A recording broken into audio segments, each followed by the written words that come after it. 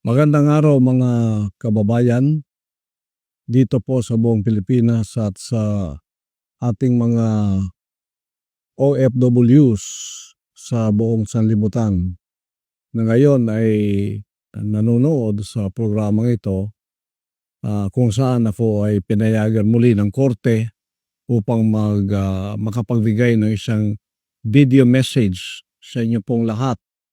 Kinalulungkot ko po na baka hindi ako payagan sa face-to-face debate, pero sa kabutiang palad ako'y binigyan ng pagkakataon ng korte na makapag-video message sa inyong lahat. Ang una-una ko pong advokasya, ako'y magtatrabaho po. Pupunta ako sa politika, hindi ko hanap ang pera.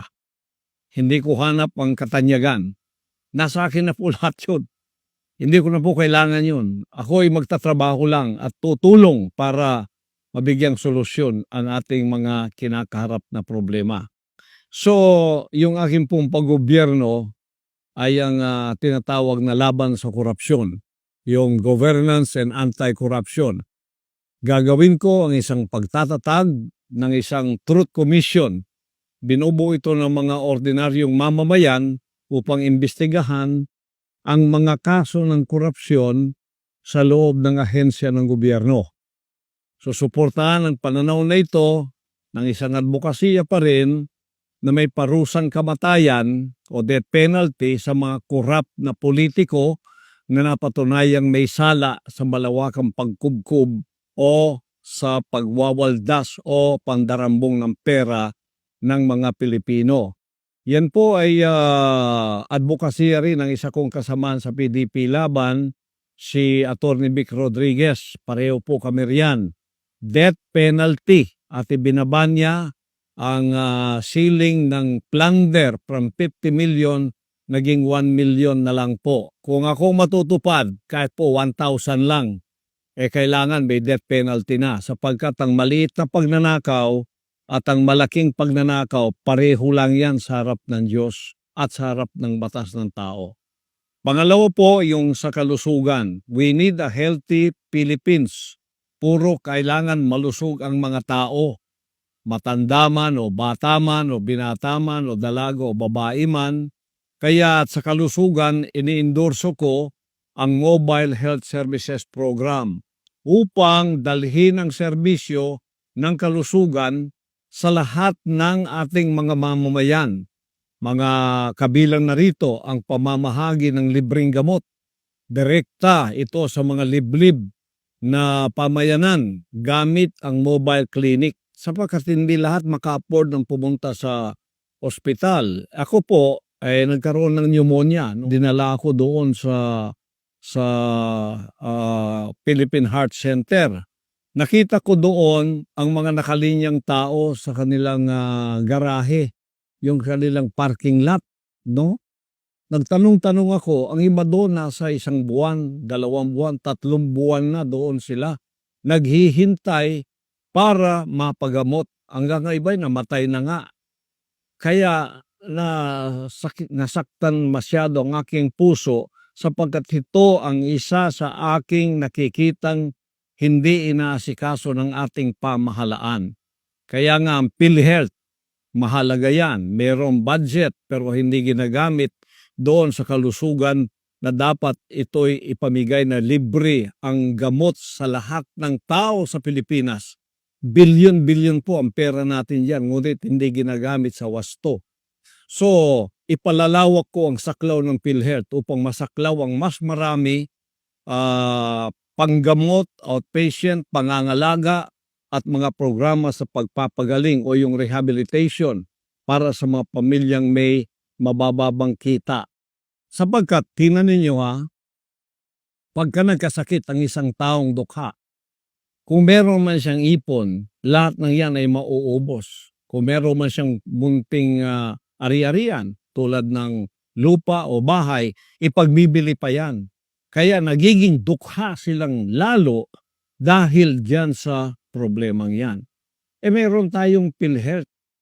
Asahan po ninyo, pag ako ay naging senador, inilukluk ako kasama ng aking mga kasamahan sa PDP Laban, ipaglalaban ko ang kalusugan ng ating mga mamamayang Pilipino. Libre gamot, lahat-lahat, pati doktor, pati hospital. Ipaglalaban ko po yan. Malaking laban ito sa Senado. Alam ko marami ang kukontra dito sapagkat hindi naman lahat tulad kong zero corruption. Kaya nga nawawala yung budget ng PhilHealth dahil kinokorrupt ito na dapat ilagay sa pangkalusugan. Saan nilagay? Sa tulay. Wala ka naman nakitang tulay. At yun ay mali. Itutuhid po natin yan. Kaya ang aking pong advokasya, ayusin natin ang Pilipinas. Ito ay isa ring advokasya ko, pagbabawas ng kahirapan. Poverty Alleviation Program.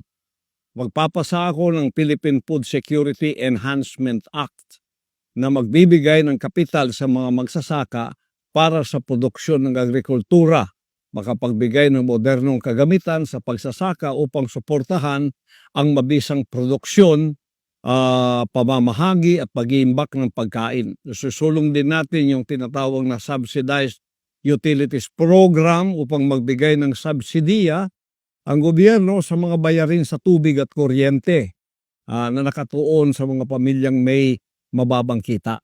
Ako, kasama rin ako sa advokasyang ito. Ako'y natutuwa sapagkat si Attorney Hinlo merong tinatawag na state subsidized farming. No? So si Attorney Hinlo meron siyang tinatawag na state stage farming. Ako ganun din ang advokasya ko. Dapat ang gobyerno ang siyang magbigay ng gabay sa mga ating mga farmers. Mahaba-haba po ito kung i-explain ko sa inyo lahat dito. Mamaya na pagka tayo ay nandyan na sa Senado kung ako'y papalarin ng dakilang ama, so sasabi ko po sa inyo, nakadetalye na po yan lahat sa aking panuhala. Detalyado na po yan kung paano gagawin. Ngayon, medyo mga ano lang ito, mga introduction lang para sa inyong kaalaman. Pagkatapos, hindi lang ang pamayanan ang dapat malusog na Pilipinas, kundi may edukasyon na Pilipinas. Kasi nakita ninyo, ang edukasyon natin, napakababa. Marami ang college graduate pero hindi naman makapagtrabaho. So magpapasa ako ng School Infrastructure Development Bill upang maglaan ng mga pondo para sa pagpapabuti ng pasilidad ng paralan, lalo na sa mga rural na lugar upang matiyak ang kalidad ng edukasyon. Magpapasa rin tayo ng Patriotic Curriculum Act na naglalayong magbigay ng libreng kalidad na edukasyon na nagtutuon sa pagpapalakas ng pagka-makapilipino at paglaban sa mga negatibong ideolohiya tulad ng mga komunista. Iyan ay aking advokasya kahit sa aking pong paralan na itinayo, ang Jose Maria College Foundation Incorporated. Kita ninyo dyan, napakarami ko na pong advokasya para sa ating mga Pilipinong kabataan para maging lawyer, maging abogado. Pipili lang sila ng kurso nila. Iyan po ay libre lahat sa akin pong pangangalaga sa JMCFI. At yan, kung ako ay may luluklok bilang isang senador, palalawakin ko yan. Paaralin natin ang napakaraming mga patriotic Filipinos na magkaroon sila ng curriculum na magiging mahal nilang Pilipinas at mailayo sila sa mga nakakasirang ideolohiya na nagtatanim ng galit o hate. Yan ay ang CPP and PNDF. Ialis natin sila dyan. Lalis natin, kasama na rin dyan ang advokasya natin sa kapayapaan para maalis din naman sila sa masamang bisyo tulad ng droga. Isa rin sa ating advokasya yung peace and order. Magpapatuloy po yung ating laban sa droga. Magpapatuloy yung laban natin, laban sa mapanirang ideolohiya. ng CPP and PNDF. Ipagpapatuloy ko po yan sapagkat yan ang advokasya ko kahit noong ako ay wala pa dito sa larangan ng politikang ito. Sa akin pong itinayong SMNI nung ako ang chairman dyan, naglaan ako ng 3 oras bawat araw sa laban kasamang bayan upang ang ating pamayanan ay maliwanagan sa mga deception o panlilinlang ng komunistang ideolohiyang itong napakarami nang namatay sa loob ng 50 taon. Ganon din karami ang namatay, mga 50,000 na ang patay. Wala man lang crime against humanity ang ginawa dyan. Tingnan niyo ang ating Pangulo, 8 years, 43 ang naakusa sa kanya. Crime against humanity na. Yan po ay injustice. Yung walang pagkawalang hustisya, asikasuhin po natin yan. Yung freedom of religion, tututukan ko po yan. Yung separation of church and state, ayusin natin yan. At ang hustisya, ibibigay natin dyan sa larangang yan. Sapagkat ang aking kongregasyon at ako ay nakatikim na po ng injustice. Meron ninyo, nilapastangan ang aming compound, nilapastangan ng bahay-sambahan. Wala naman silang matuwid na katuwiran upang pumasok at lapastanganin ang mga banal na dakong tulad nito. Kaya ipaglalaban ko ang religious freedom. Puprotektahan ko ang lahat ng mga relihiyon basta't pagkilala sa Diyos at merong kabahagyanan sa relihiyon. Ipagtatanggol ko anuman ang inyong relihiyon ay hindi pwedeng gawin ang ginawa sa Kingdom of Jesus Christ na paglapastangan, pag-abuso ng gobyerno o ng pamahalaan. Isa po yan sa mga drive natin. Ngayon, ako po ay mukosere ng kalinisan ng kapaligiran. Ilulunsad ko ang Greening and Beautification Project. Kabilang ng pagtatanim ng puno, mga bulaklak, pagpapakalat ng mga buto at bulaklak upang mapalakas ang biodiversity. Sasagawa ko ang National Cleanliness Drive na mag-iempleyo sa mga walang trabahong Pilipino upang panatilihin ang kalinisan sa buong bansa.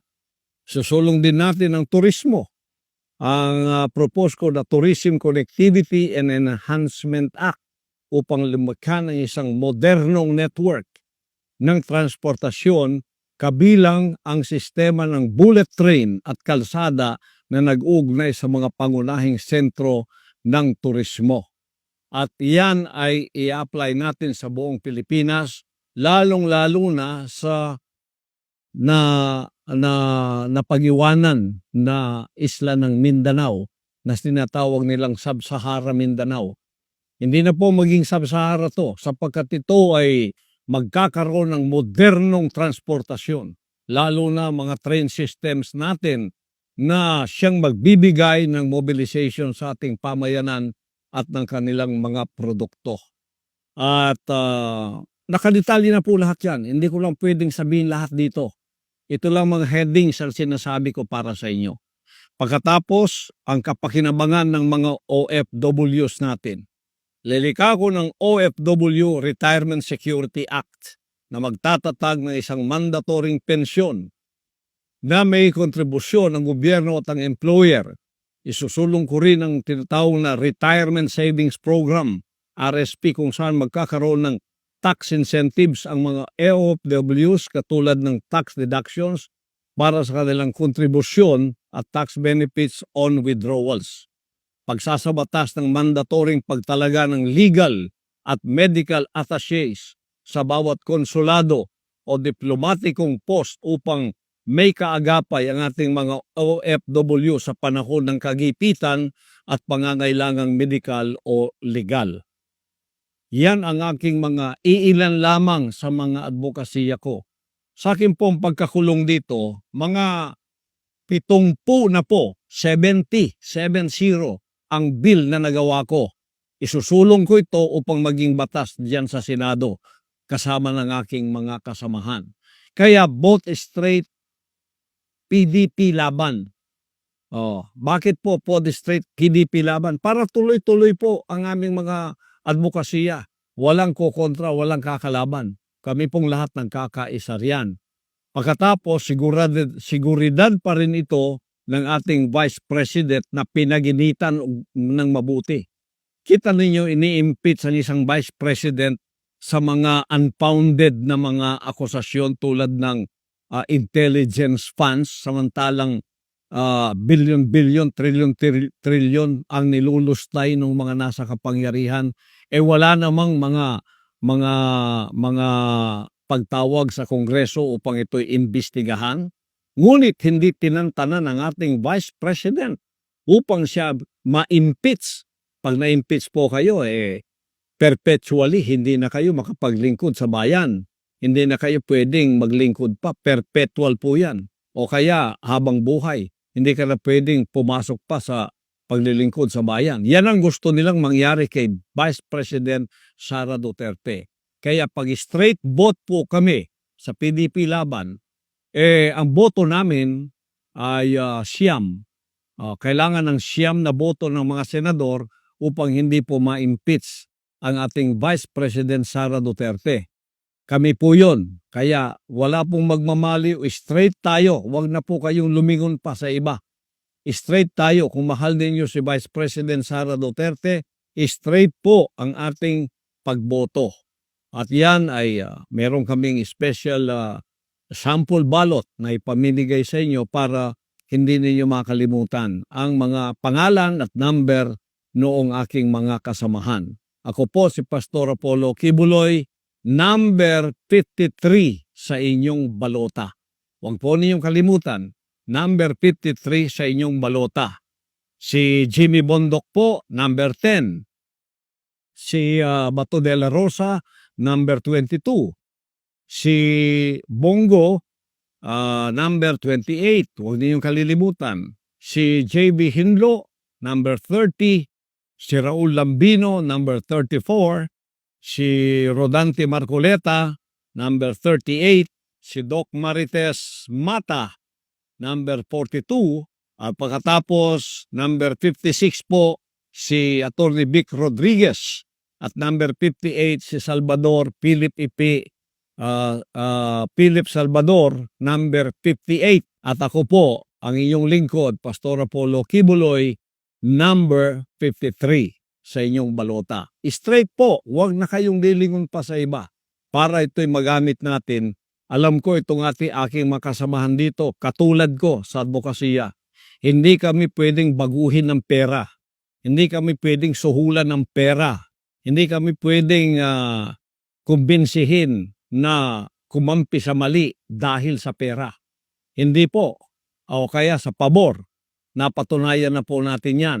Sa panahon ng ating kagipitan, hindi po namin iniwanan ang ating Pangulong Duterte. Kahit na ako'y pinahirapan, tinanggalan ng SMNI ng unlimited suspension. Hindi lang matanggal-tanggal yung franchise ng SMNI. Kaya ang kanilang suspension indefinite. Biro ninyo, inalis nila yung aming pre-TV. Daming istasyon yan, 18 istasyon. At ilang mga pre-TV sa buong Pilipinas. Biglang-bigla ginanon nila, wala naman sa batas yun. Pero silang batas ngayon eh. Walang batas-batas sila. Basta sinabi nila, yun ang tutuparin nila kahit may batas o wala. Ang isa lang sasabihin nila, sige, magsumbong kayo sa korte. Sa korte na tayo magkikita.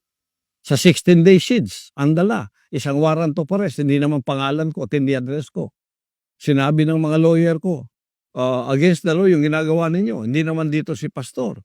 Hindi. Sa gusto nyo dilip, hindi. Papasok kami. Pumasok, 16 days pa. Kung may reklamo kayo, sa korte kayo pumunta.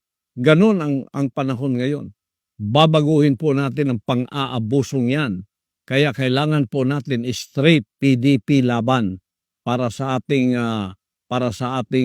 Vice President, hindi ma-impeach. Tingnan po ninyo ang nangyari ngayon sa ating Pangulong Duterte. Ang sinabi ko na sa inyo na ako ay gustong extraordinary rendition ng mga puti nung mga panahong ako'y umiiwas. Hindi nila ako nakuha. Ngayon, binigyan ako ng garantiya ng dalawang kinatawan sa gobyerno na walang rendition, kaya lumitaw ako. Ngayon harapin ko sa korte. Kasi nung wala pang garantiyang yan, siguradong ibibigay nila ako sa kamay ng mga puti at ganitong gagawin nila sa ginawa ni Pangulong Duterte. Kaya ang kapalaran ko at kapalaran ng Pangulong Duterte ay pareho. Nakakulong kami. Nakulong siya doon sa The Hague, ako nakulong din dito at ito ay walang mga prosesong tama. Ngunit ito itatama natin pagdating ng panahon. Kaya't ako po ay narito pumasok sa magulong politikang ito, hindi upang magkapera, hindi upang kumamal ng pera o kaya maging tanyag, hindi po. Magtatrabaho po ako tulad ng ako'y nagtrabaho sa Kingdom of Jesus Christ. Zero corruption, pagpapaunlad ng mga sinasakupan ko na kung uunlad ang aking pamamahala sa isang organisasyon, uunlad ang lahat. Wala pong personal interest. Kaya idinimanda ako, sinanksyon ako para maipit ang aming mga propriedad, ang lahat ng nakapangalan daw sa akin, babawiin nila. Biro mo kay injustice niyan. Pagkatapos sinuri nila, ni isa walang nakapangalan sa akin. Ngunit gusto pa rin nilang kunin ang mga propriedad ng bansang kaharian. Anong klase ito na itutuwid natin ang injustice na ito? Hinahanap hindi lang ako kundi pati gold, pati property ng bansang kaharian. Papayagan ba natin ito ay magpapatuloy? Hindi po. Kaya para maituwid natin ang hindi tama, ang baluktot, para maituwid natin, straight po ang ating boto, PDP laban. Upang maipakita natin sa bansang ito na ang pamamahala tulad ng ginawa ng ating Pangulong Duterte sa 6 na taon ay maipagpapatuloy natin. Maisusulong natin kasi yan ang dahilan kung bakit tayo bumoto sa unit team noon. Ito ay continuity daw. Ngunit wala pang 3 taon pinutol na yung pangakong yon at alam natin ngayon kung ano ang kaganapan. Lahat ng ayaw, suspended. Lahat ng ayaw, suspended. Dito, suspended doon. Binabantayang maigi, hindi tayo makahinga ng maluwang sa ating demokrasya. Sa katotohanan lang, ang demokrasya natin ngayon parang wala na. Kundi tatayo ang tulad ng PDP laban at ang mga kinatawan nito na inyong iboboto sa Kongreso, ay tuloy-tuloy na pong mawawala ang ating demokrasya at ang ating bansa. Huwag po nating gawin yon. Kaya straight po kayo, PDP laban, at pagpalain kayong lahat ng ating dakilang ama. Panalangin natin ang ating Vice Presidente, Sara Duterte, at kasama na rin ang ating Pangulong Duterte. Ngayon ay kinulong doon sa The Hague. At ako'y ipatuloy ninyong ipanalangin na pagkatapos ng mga hearing na ito, makikita ninyo kayong mga lahat ng naniwala ay maliliwanagan kayo pagkatapos nito. Sana before pa naliwanagan na kayo sapagkat pagka ako'y dineclare na inosente ng korte, mapapahiya kayo kasama ng mga nag-akusa sa akin. Kaya manalangin po tayo. Ito yung dapat din sa Pilipinas. Huwag nating kalimutan ang Diyos na makapangyarihan ng gumawa sa atin. Huwag natin siyang kaligtaan. Pasalamatan natin siya sa lahat ng ating mga pagkakataong may buhay pa tayo. Ibigay natin ang lahat ng kapurihan at kapasalamatan sa kanyang lumikha ng lahat sa atin. Kasi kung wala tayong connection sa kanya, itong lahat ng ating mga material, financial, o politikang pinag-uusapan, wala pong mga kwenta ito. Mamamatay din tayo, haharap din tayo sa kanya. Kaya huwag ninyong kaligtaan sa panahong ito ang ating dakilang may kapal. Ibigay natin ang lahat ng kapurihan at kapasalamatan sa kanya na anuman ang pinagdadaanan natin. Kung tayo ay may mabuting puso, may mabuting kalooban, hindi niya tayo pababayaan. Tayo pa rin ang magtatagumpay sa huli ng ating mga buhay. At para sa bansang Pilipinas, naniniwala akong ang gabay ng dakilang ama ay pagkakaloob niya sa bansang ito. Lalo na gagabayan kayo o itong 10 na PDP laban senatorial slate. Diretso na po tayo. Huwag na tayong lumiko, huwag na tayong lumingon sa iba, diretso na po. Straight ang boto ninyo, PDP laban lahat, para tayo'y mananalo sa larangan ng ating pamahalaan at ng ating bansa. Mabuhay po kayo, mabuhay ang Pilipinas, at mabuhay tayong lahat. Ang kapurihan ibinabalik natin sa dakilang Diyos. Amen.